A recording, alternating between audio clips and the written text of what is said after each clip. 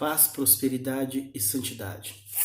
Estou aqui alimentando a palavra de Deus para tentar, me desintoxicar da religiosidade, aquela religiosidade que nos atrapalha de crescer, aquela religiosidade que nos atrapalha de conhecer mais a essência verdadeira de Deus, dessa religiosidade que eu estou falando, a mesma que impede de pessoas terem um encontro com Jesus, essa religiosidade que faz você julgar os irmãos, que faz você ter falta de paciência com o próximo. Então a gente vai lendo a palavra de Deus e nós vamos desintoxicando isso, porque quando a gente converte, quando a gente tem um encontro com Deus, independente em qual ambiente de fé nós estamos ali, ou na rua, independente do ambiente de fé, a gente recebe muitas informações, muitas pregações, muitas ministrações, muitos seminários, muitas teologias, muitos livros, muitas conversas, muitas rodas de bate-papo, e tudo aquilo vai nos formando um cristão com um certo tipo de visão e muito cheio de religiosidade. Mas quando a gente aprende a ler a palavra de Deus através da direção do Espírito Santo, nós começamos a desintoxicar dessas religiosidades. Então eu aconselho você que tem essa dificuldade de entender muitas coisas, tenha uma vida de oração, leia a Bíblia constantemente, Deus vai revelar o profundo, o escondido para você. E no começo tudo parece difícil, tudo complicado na Bíblia, mas à medida que você vai alimentando, cada dia que passa, a luz do Evangelho vai chegar no seu entendimento, no seu coração. Bom, hoje eu quero compartilhar com vocês, vou tentar fazer um vídeo bem breve, vou ser bem breve naquilo que Deus falou no meu coração, eu quero compartilhar com você. Quando eu abro a Bíblia no Evangelho de João, capítulo 18, do versículo 3 até o 8, é naquele momento em que Jesus ele é pego no monte, ele estava orando, e tem algumas situações aqui que eu quero compartilhar com você. Lá no versículo 3, a Bíblia diz assim: tendo, pois, Judas recebido a corte dos oficiais e dos principais sacerdotes e dos fariseus, veio para ali com lanternas e com tochas e armas. Sabendo, pois, Jesus todas as coisas, é aqui que entra, todas as coisas. Jesus, ele sabia todas as coisas. Mas será que ele sabia todas as coisas só porque ele era o Filho de Deus? É uma pergunta que a gente precisa de pensar sobre isso, porque será? Ou será que saber todas as coisas concernente à minha vida, à minha situação, o meu ministério, a minha vida espiritual, da minha família, isso também é um dom de Deus concedido à minha pessoa? Porque muitas pessoas acreditam que Jesus ele sabia todas as coisas, sabia a intenção, sabia, que a Bíblia fala, sabia o pensamento, sabendo ele o que passava no coração. Será que é só para Jesus isso? Ou você também pode ter esse discernimento, pode ter esse saber? Deus pode revelar para você o profundo, o oculto, o escondido, a intenção do coração daquela pessoa que você está negociando, a intenção do coração do seu sócio, a intenção do coração do seu cônjuge. Sabia todas as coisas. Eu quero te incentivar, a partir de hoje, a buscar de Deus. Será que isso é só para Jesus? Ou para mim também? É interessante, eu gostaria de compartilhar brevemente de umas experiências que eu tive.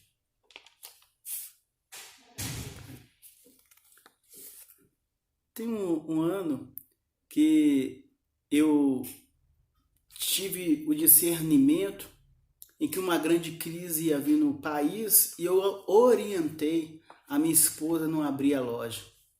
E foi um ano de muita luta.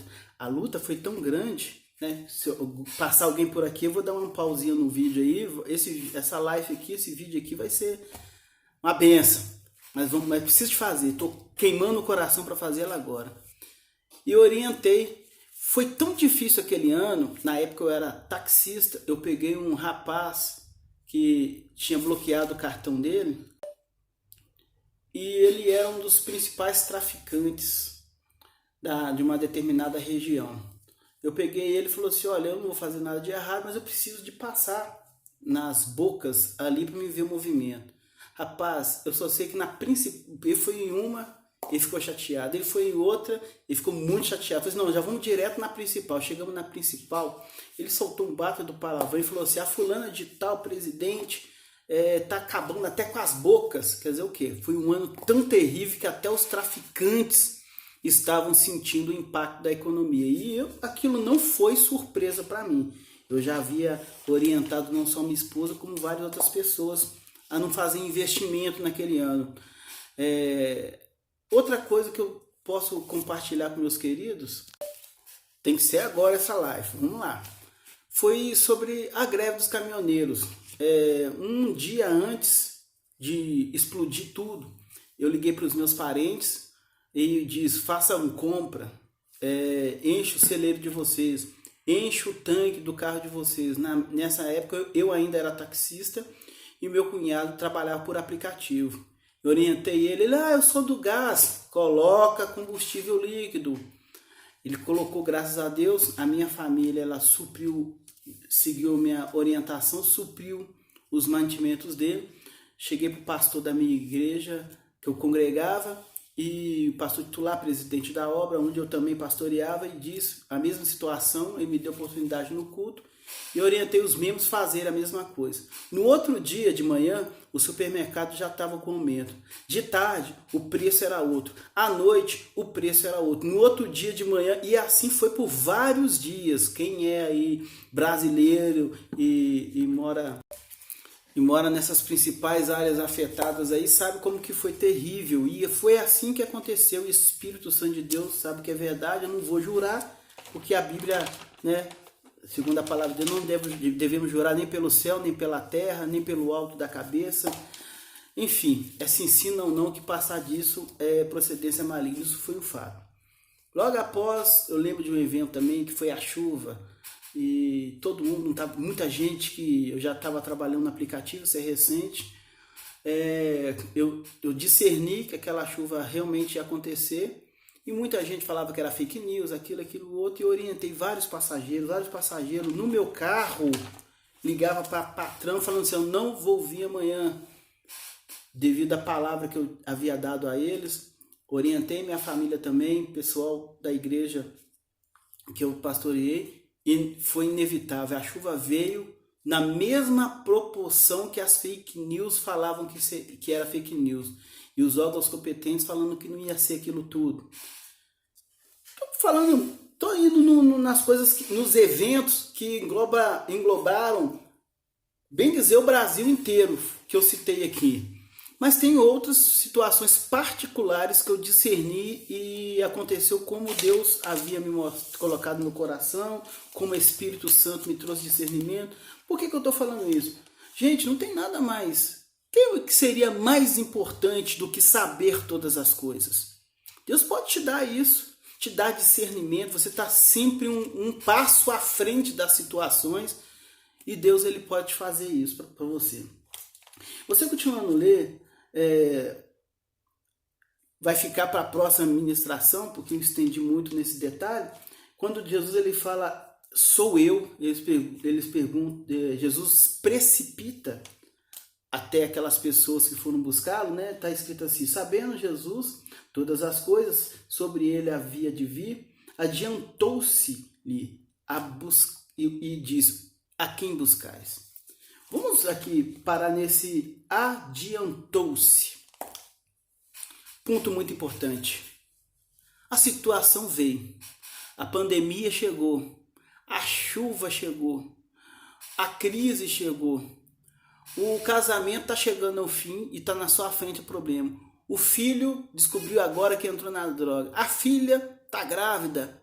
Deixa eu te perguntar, como seria a sua posição em meio a essas situações? Fugir? Entrar em depressão? Eu conheço pessoas que vai para a cama e fica 2, 3, 4, uma semana numa cama, mal levanta para ir no banheiro. Porque situações difíceis deixam ela deprimida, deixam ela para baixo, deixam ela triste. É um fardo fazer uma ligação. Quantas pessoas, por causa de uma ligação para cancelar um plano, ela parece pesado ligar para cancelar aquele plano, ela não liga, a conta vem, a outra conta vem, a outra conta vem, o nome fica sujo, ela pensa, gente, era só eu ter ligado. Tem ou não tem pessoas assim? Uma ligação poderia evitar um problema maior para frente. Então, a Bíblia fala que Jesus se precipitou. Ele foi encarar o problema. Se eu for trazer para os dias de hoje, Jesus foi macho bastante, homem bastante, né? Nossa linguagem de hoje, para não fugir do problema, para encarar o problema. Mas ele não fez isso só porque ele é macho, igual muitos homens de hoje, né, se acham machão para resolver o problema. Não, ele não foi por causa disso, não. Ele foi porque ele sabia todas as coisas. Ele estava guiado, ele estava direcionado. Ele sabia que esse era a hora dele. Mas por que você está falando isso?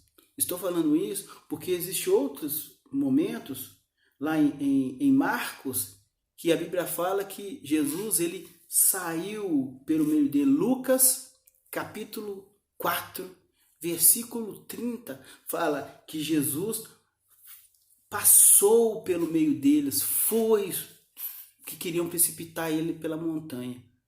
Por que Jesus não encarou? Ou porque Jesus não se deixou ser levado para morrer também? Sabe por quê? Porque não era a hora dele. Ele discernia, aquela não era a hora de ele morrer. Mas agora que em João, capítulo 18, ele já sabe que é a hora dele. Gente, quantas pessoas vivem aí cristã com medo de morrer? Medo de morrer. Tenha medo. A sua hora, você vai saber a hora. Ande em comunhão com o Senhor. Tenha uma vida de oração. Tenha uma vida de consagração. Porque se você tem essa intimidade, você não vai ter medo de morrer. Quantas pessoas na hora do problema põem a esposa na frente, põe um filho na frente, põe a namorada na frente e corre, covarde, medo de morrer. O cristão não pode ter medo de morrer. O cristão, ele pode até orar para não morrer como Jesus orou. Senhor, se possível for, passa de mim esse cálice. Mas o cristão, ele, de verdade, ele fala, mas que se cumpra a sua vontade. E você vê isso confirmado quando Pedro, e continuando a história aqui, não vou ler para ganhar tempo, já está dando 13 minutos aí de vídeo, não quero estender muito. Quando Pedro corta a orelha daquele soldado chamado Mal, e Jesus ele fala, não precisa me defender. E ainda ele fala, deixe estes ir a mim que você procura, deixe estes ir. Outra coisa nós precisamos de aprender nesse texto. O que é para mim e não é para os outros, eu tenho que encarar. Jesus poderia deixar Pedro ir, né? Pensar, nossa, ele vai fazer igual o Sansão. Com uma queixada de jumento, matar todo mundo aqui. Deixa Deus usar. Não, não é essa hora, não é esse momento, não é assim que Deus quer fazer. É para mim ser levado. E concluindo, ele fala assim, lá no versículo 11 para Pedro, põe a tua espada na bainha, não beberei eu o cálice que meu pai me deu. O que é isso? Gente, o que Deus tem para mim, seja bom, seja ruim, seja do meu agrado, seja a realização dos meus sonhos, seja tristeza, seja uma perda. Estamos vivendo um momento de pandemia. Quantos cristãos perderam o ente querido? Deus abençoe que não caia isso sobre o meu lar, sobre o seu lar, em nome de Jesus. Mas e se vier, eu vou beber o cálice do meu Pai e a minha fé será inabalável. Quero deixar essa mensagem para vocês. Que Deus abençoe poderosamente no nome de Jesus. Medite. Deus quer que você saiba de todas as coisas.